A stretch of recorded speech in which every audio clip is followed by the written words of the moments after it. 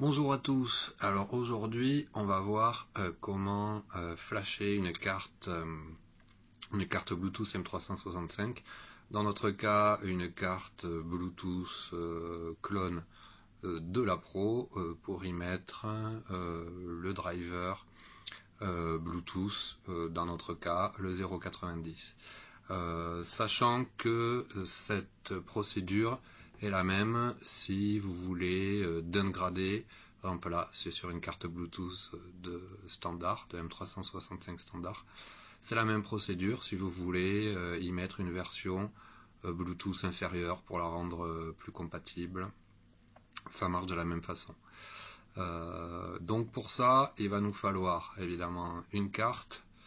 Il va nous falloir aussi le logiciel BLE 365 Rec. Vous trouverez dans les commentaires de la vidéo les liens pour télécharger l'application ainsi qu'un lien vers le PayPal du développeur, parce que mine de rien sans lui on aurait du mal à pouvoir faire tout ça. Et bien évidemment il vous faut un ST-Link, voilà, qui se trouve ici, et idéalement un petit pin, vous voyez, comme ça, si j'y arrive, voilà, pour pouvoir plus facilement se connecter sur la carte. Donc tout de suite on va voir un petit peu comment installer l'application BLE 365 Rec. Donc voilà, une fois que vous allez télécharger et décompresser le fichier zip, vous l'ouvrez et vous vous retrouvez donc avec ces fichiers. Vous rentrez dans Doc et vous lancez le point .exe STM32 ST-Link Utility version 4.0 Setup exe. Vous faites l'installation, vous suivez tout ce qu'ils vous disent et à la fin vous pourrez brancher directement votre ST-Link et il sera reconnu. Donc maintenant qu'on a téléchargé et installé le logiciel, on va s'occuper du ST-Link, vous voyez, qui se présente comme ça. Donc une partie USB, chaque pin ici, représente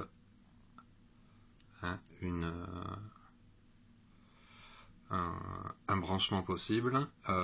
Et pour ce qui nous intéresse, donc pour flasher la carte Bluetooth Pro avec un BLE 90, il y a un schéma spécifique de ces câbles que vous verrez apparaître à l'écran qui vous permettent de brancher correctement au bon endroit et ensuite de pouvoir flasher votre carte.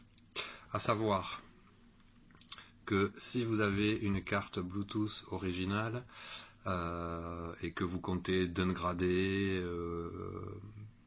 votre driver Bluetooth, par exemple, si vous aviez le 81 pour le rendre compatible avec le 072, il vous faut sur les cartes originales enlever certains composants.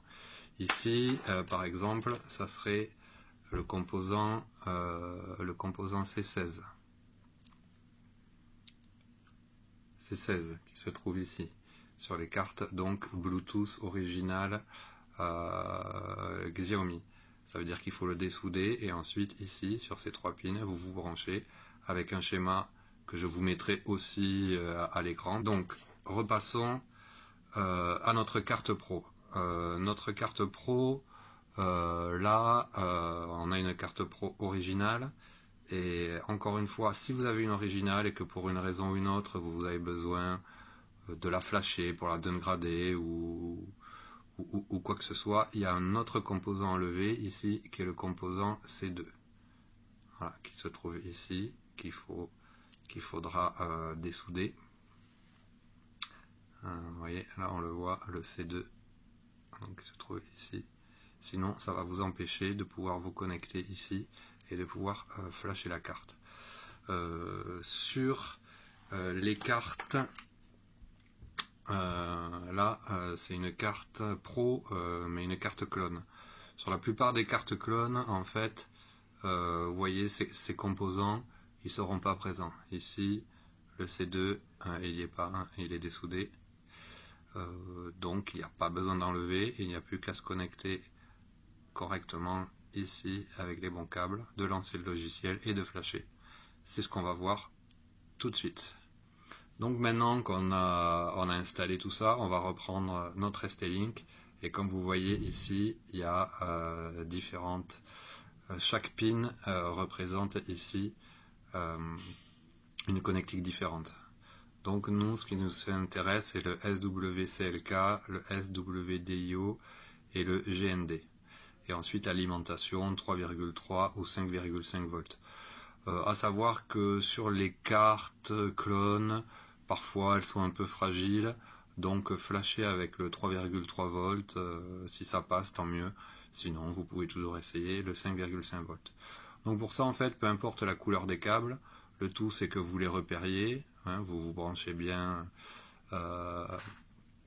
les couleurs qu'il faut. Là moi ici, pour ce qui est de l'alimentation, donc je l'ai branché ici, comme on peut voir, en 3,3 volts. L'alimentation, c'est le blanc, je l'ai repéré. Voilà, c'est le fil blanc. Ce qui veut dire qu'en fait, ensuite, on récupère notre carte. Un petit, voilà, ça fera pas de mal. Notre carte, et ensuite, on va venir se plugger avec nos fils. Ici, ici, ici. Donc idéalement, il faut souder. En fonction des cartes, là, vous voyez, il y a des trous.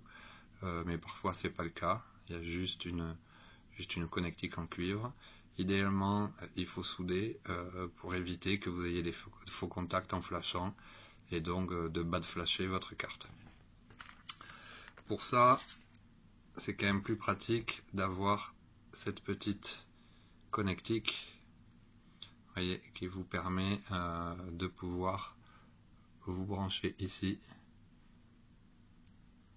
Voilà.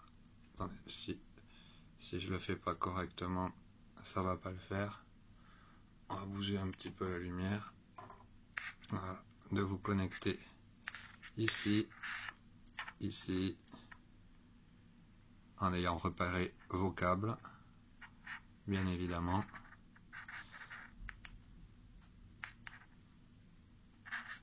Vous voyez, ce qui va vous permettre ensuite beaucoup plus facilement de venir souder ici. Vous pouvez rapprocher les pins, hein, si vous voyez ils ne sont pas tout le temps pile dessus, vous pouvez les tordre un petit peu et vous venez souder ici. Sur cette carte clone, il y a des trous directement. Je vous conseille pas de le faire juste en faisant contact. Si jamais vous bougez, vous pouvez bad flasher votre carte. Là, moi, j'ai plusieurs cartes et pour la vidéo, là, c'est compliqué pour moi de souder. Je vais le faire comme ça. Donc, une fois que vous avez repéré vos câbles exactement comme sur le schéma qui apparaît à l'écran, vous venez vous connecter comme ça, le GN en haut, le SWCLK au milieu et le SWDIO en bas. Ensuite, l'alimentation, vous le branchez au niveau de la carte ici et c'est le pin qui est en bas à droite, là, sur lequel vous venez vous brancher directement comme ça, ce qui vous permet d'alimenter la carte. Et on se retrouve tout de suite pour faire ça en live. Donc voilà, alors on se retrouve, j'ai préparé ma carte, j'ai branché l'alimentation sur la carte. Là, je me suis fait mes petits pins. Donc toujours, hein, je vous rappelle, vous avez repéré au niveau ici du ST-Link qui est les bonnes connectiques. Et ensuite, vous devez avoir en haut le GN, au milieu le SWCLK et en bas le SWDIO. Mais comme je vous montrerai, vous aurez le schéma de toute façon à l'écran ou dans les commentaires de la vidéo.